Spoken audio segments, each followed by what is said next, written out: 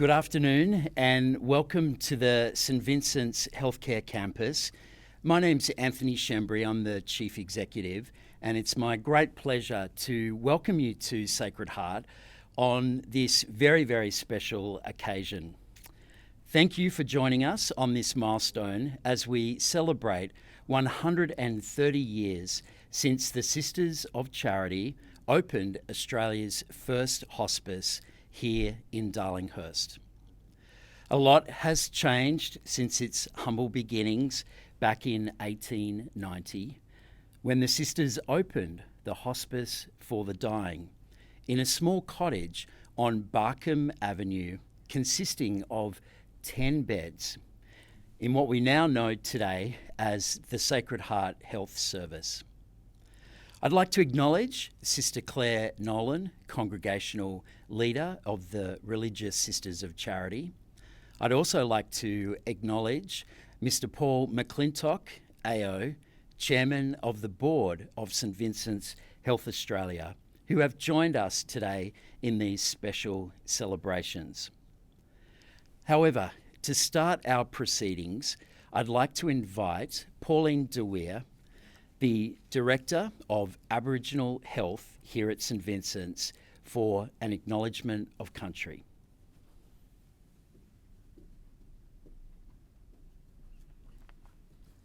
Thank you, Anthony. Hello everyone, my name is Pauline de Weir and I'm the Director for Aboriginal Health based on the Darlinghurst campus but servicing the St Vincent's Health Network. I would like to acknowledge the traditional owners of the land that we stand on today, the Gadigal people of the Eora Nation. I would like to acknowledge the elders past and present, and especially to those that have gone before us.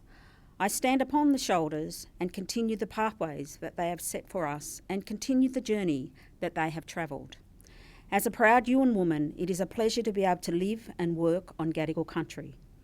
It is also a pleasure to be here to celebrate 130 years of such an amazing service established by the Sisters of Charity and delivered by Sacred Heart Health Service.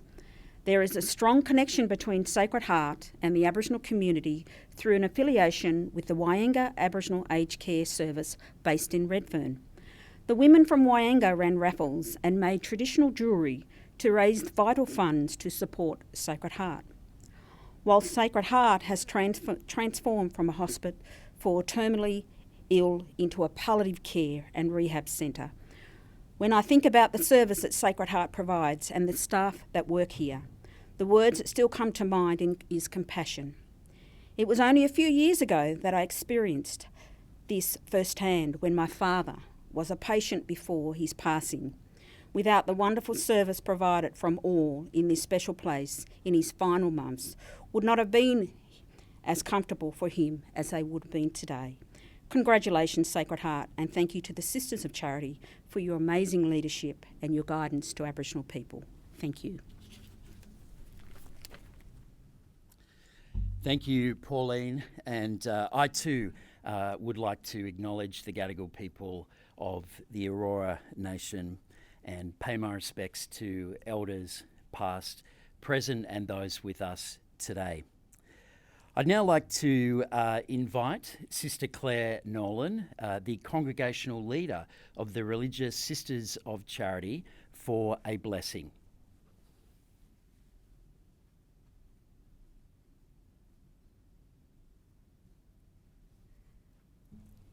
Thank you, Anthony. Good afternoon, everyone. I feel honoured to be asked to bless this occasion because, as a Sister of Charity, this place and its mission is very close to my heart and the hearts of all Sisters of Charity. I am sure Professor Anthony Schembri will not mind if I take you for a short walk into the beginnings of this wonderful place and its staff.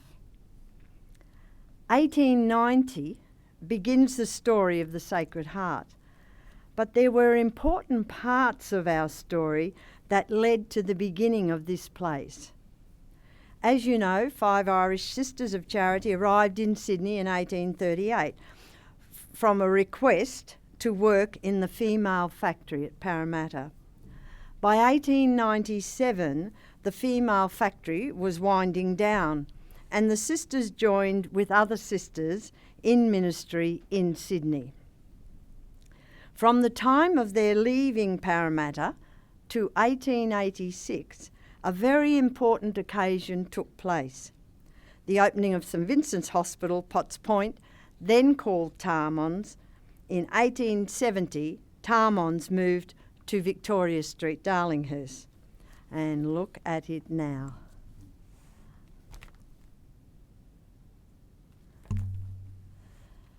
Consumption was rampant and St Vincent's received many of those patients because many were already dying.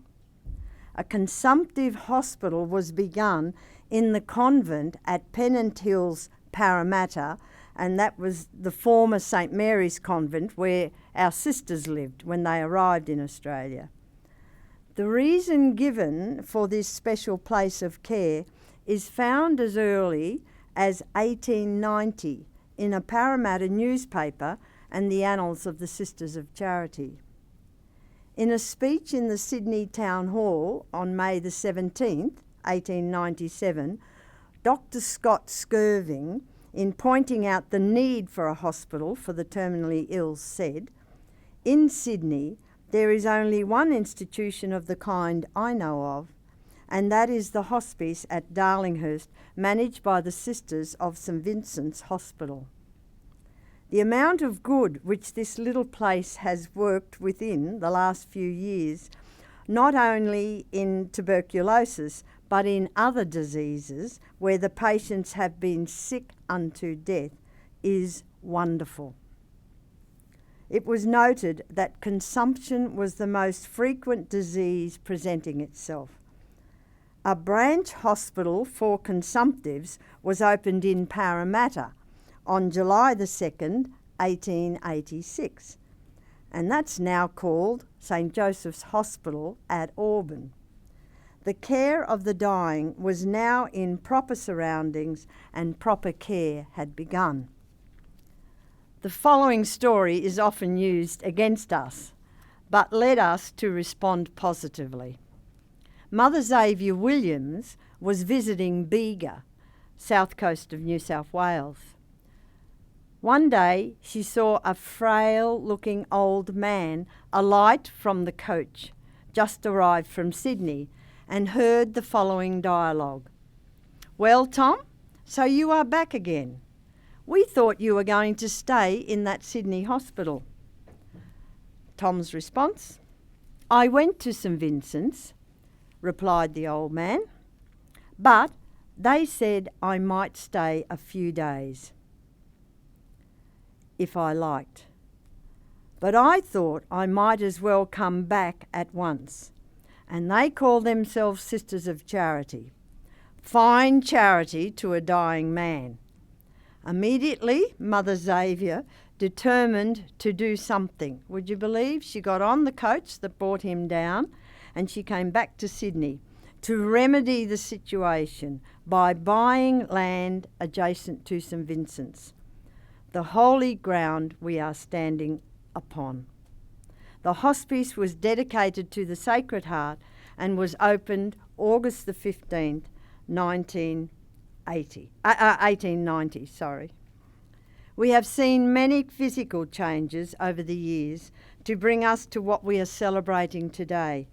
The spirit of this place remains strong through its staff, volunteers, patients and families. Now I would like to pray God's blessing upon you as you continue your good work of love. May the grace of God shine upon your face. May the justice of God challenge you. May the mercy of God encourage you. May the courage of God support you in dark times. May the power of God keep you humble, and the humility of God inspire you. May the generosity of God surprise you. May the faithfulness of God give you hope today and always.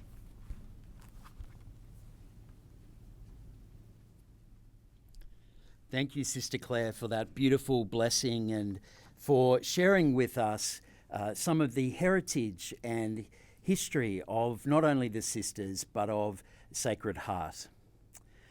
Much of what the Sisters and St Vincent's have achieved has only been possible through the support of our community. In fact, the very land the Sisters opened the hospice for the dying on was donated by a very generous benefactor.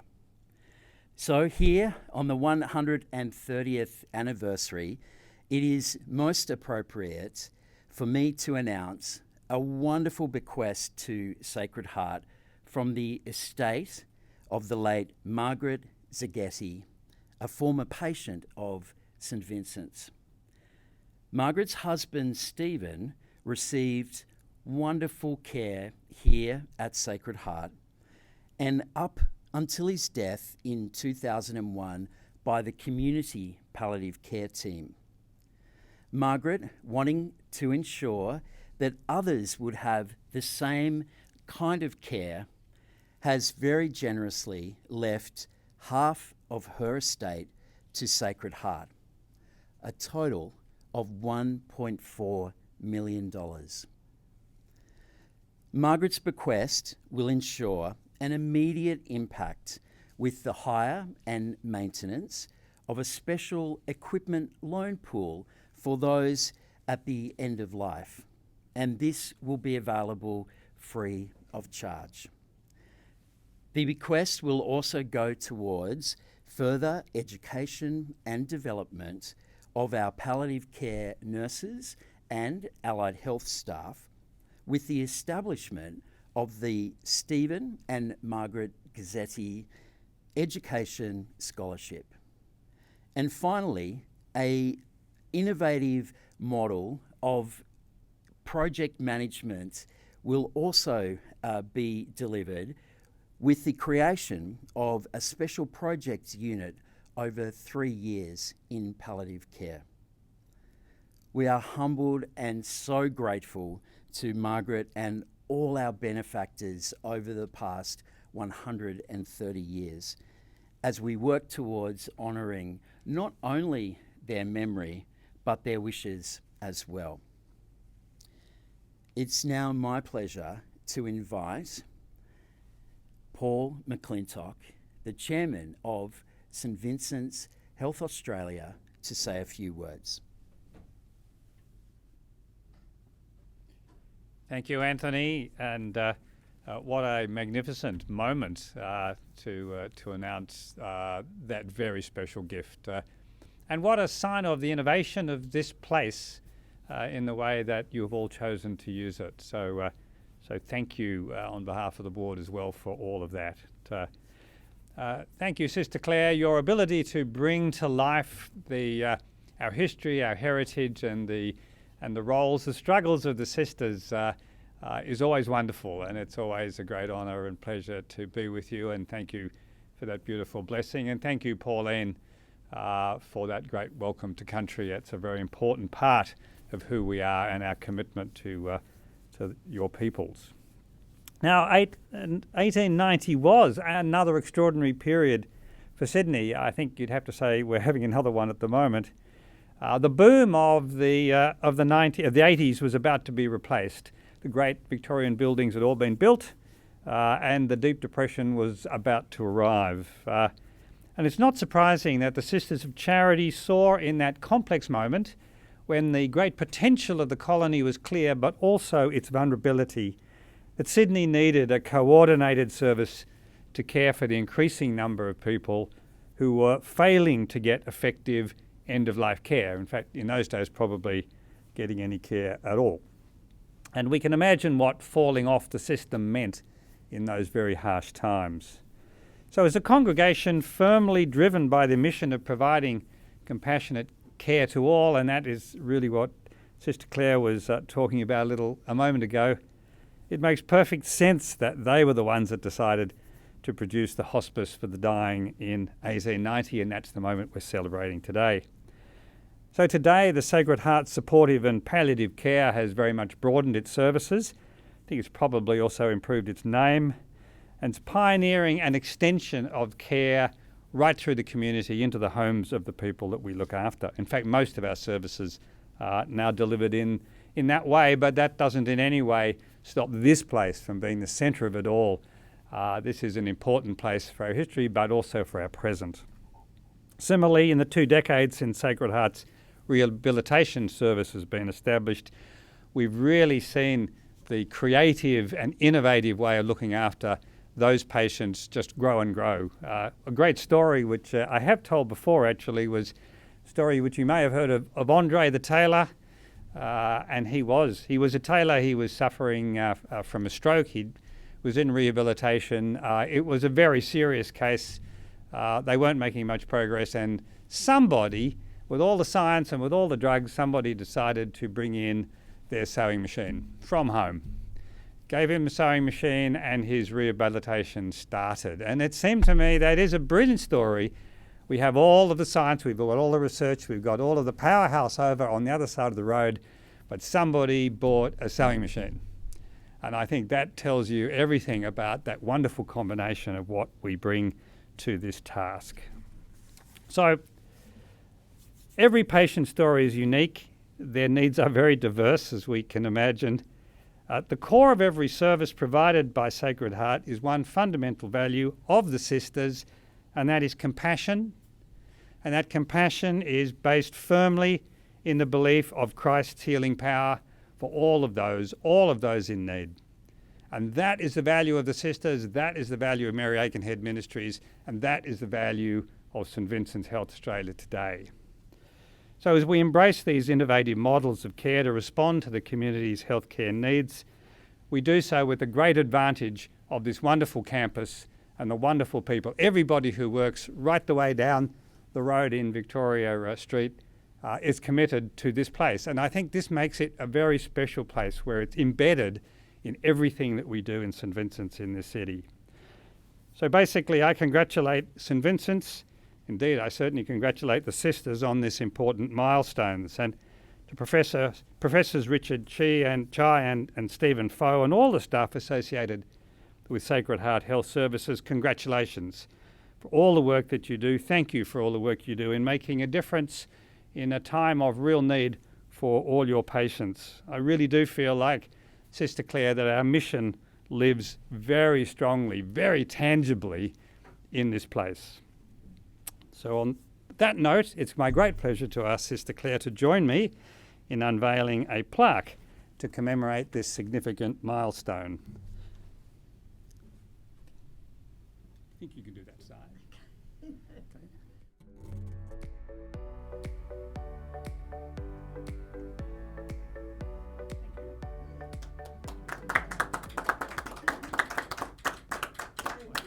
I hand back to Anthony. Thank you, Chairman. Thank you all for joining us this morning as we celebrate 130 years of Sacred Heart Health Service.